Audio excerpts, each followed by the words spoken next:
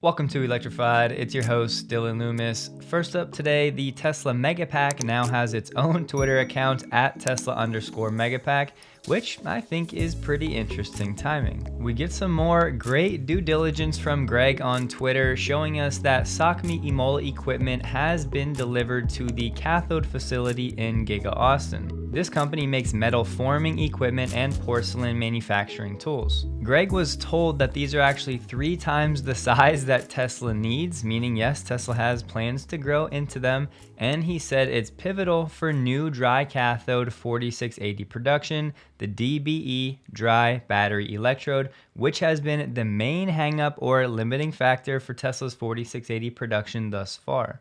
And in this image of this press, you can see the scale of it relative to humans, and there is another one already in the background. Now, on my end, we're fully in speculative territory, but of course I was browsing their website this morning to see what this company is all about, and on their site they have this lithium-ion battery powder treatment for anode and cathode materials. On that page, they share this bad boy, which is basically an industrial kiln, meaning kind of like a furnace with adjustable temperature that has rollers, and yes, it's for specifically lithium-ion battery powders. Like I said, I have no idea if Tesla has plans to own one of these or if this has anything to do with what Tesla is doing. However, it does look like it would fit right into that cathode building pretty well. Also on their website, and similar to Idra and the GigaPress being tailor-made, they do mention tailor-made process requirements for this industrial kiln rolling machine. So yes, this kiln is definitely different than the presses that we're seeing in the images right now,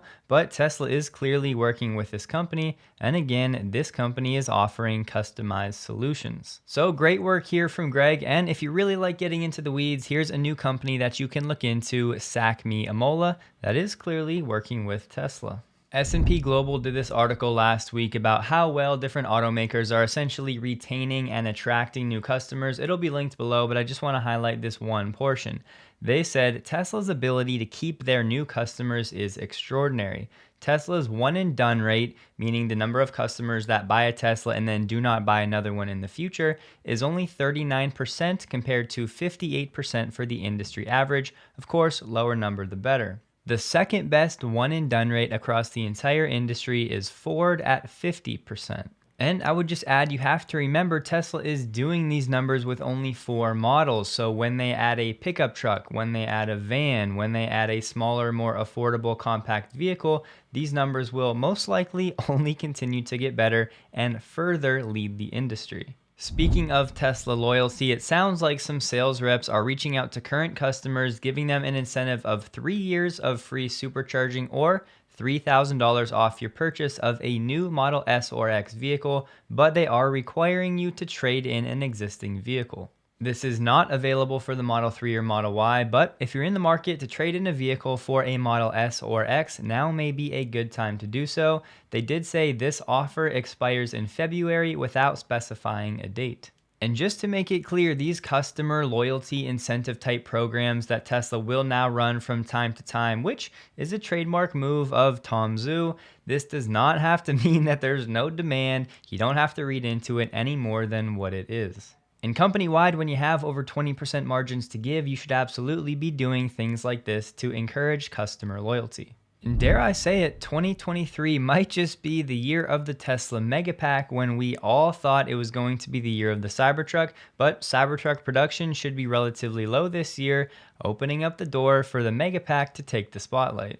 So in this Redwood Coast Airport microgrid, which is made up of 3 Tesla Megapacks and some solar panels, it recently served as a lifeline. Power went out due to some hurricanes and weather, but this system continued to supply power to 19 customers, including an airport and the Coast Guard base.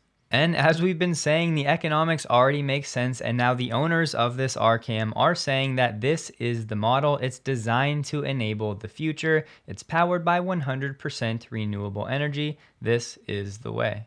From Chinese publication finance.sina, there's a new Shanghai action plan going into effect starting February 1st, valid until the end of this year. Shanghai seems to be adding a new incentive. Now, this is going to be separate from the NEV purchase tax exemption, which is still good for all of 2023. This one, however, is 10,000 yuan, which is about 1,500 US dollars, provided to consumers who transfer passenger cars in Shanghai and purchase pure electric vehicles. According to this reporting, this incentive will only be good for half of this year and is set to expire on June 30th, if it's not extended. Even the former Ford CEO understands the Tesla story and is impressed by what Tesla has been doing as of late.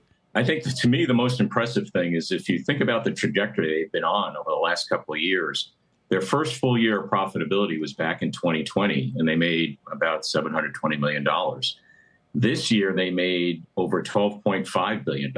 And right now, that's more than what's projected for Ford or GM. So it's quite impressive what they've been able to achieve between that and building up to 2 million units of capacity at this point. But I think what Musk has said is, listen, with these price cuts, we have the advantage of scale versus the established automakers. So even if you want to, look at me more as a regular automotive company, look at my margins versus the competitors, because these price cuts are really going to put a big challenge for the traditional automakers who are now launching their EVs. You guys know, I think sometimes keeping it simple is the best way to go about things, and just look at the trend every 2 years starting in 2018. In 2022, Tesla did a 17.3x when it comes to GAAP net income relative to 2020.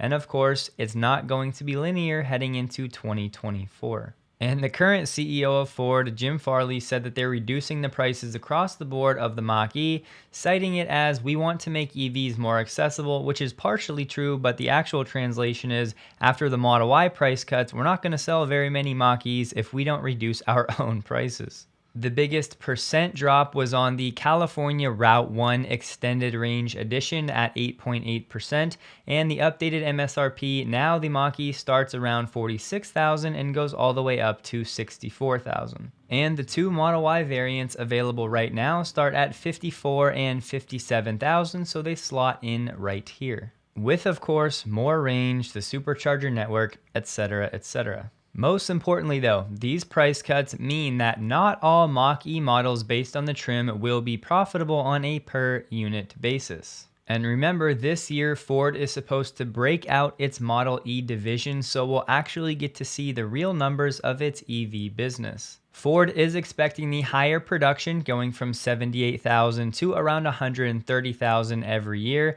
to help reduce some of the costs and offset these price cuts. To do that, right now Ford is upgrading the production lines in Mexico, and they're set to come online next month. This one is not insignificant, as we basically have the city of San Francisco getting fed up, and they're now writing the regulatory authorities, trying to get them to slow down the expansion of both Cruise and Waymo, because as we've reported on, there have been instances where these vehicles just stop in the middle of the road, causing all kinds of trouble. And I didn't see this one, but they're saying that Cruise has been interfering with firefighting activities. One time the firefighters had to break the window to prevent the car from driving over their fire hoses.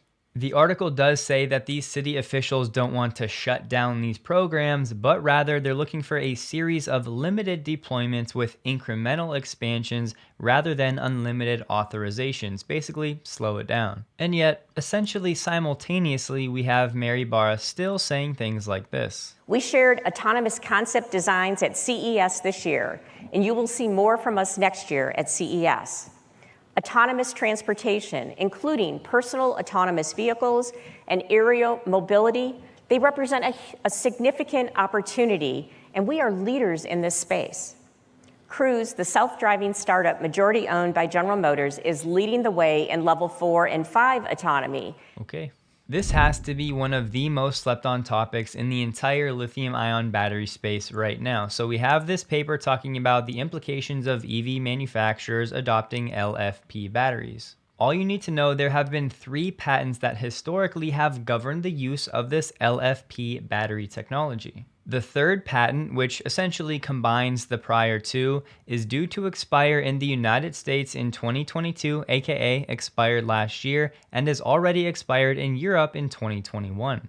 So basically, the consortium that owned the patents had the right to manufacture and offer any licenses to actually make LFP cells. Now that those have expired, the market is essentially wide open. And this isn't me saying it, the paper itself says, due to this, the use of LFP batteries in EVs is projected to skyrocket.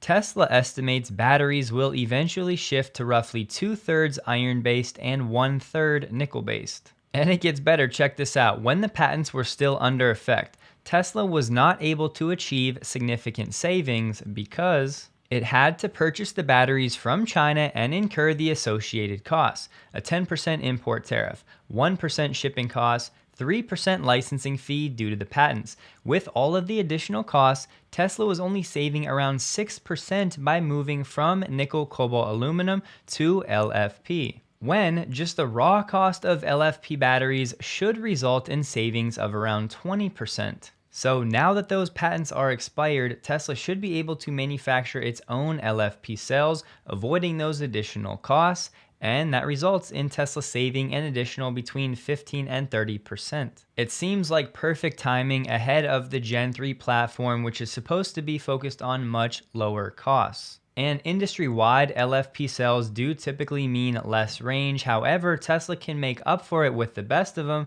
because of their drivetrain and powertrain efficiencies in other places. Not every company can do this just yet. And on that note, with LFP cells that should make up a majority of the Tesla Megapack cells in the future, we also get this insight from Benchmark. We talked last week about how lithium spot prices in the Chinese market are finally coming down from the all-time highs. However, the question needs to be asked, how soon could those price drops actually be reflected in a company like Tesla's financials? We get some data from Albemarle, who, yes, Tesla has supply deals with. They said 20% of their lithium was sold on the spot market in 2022.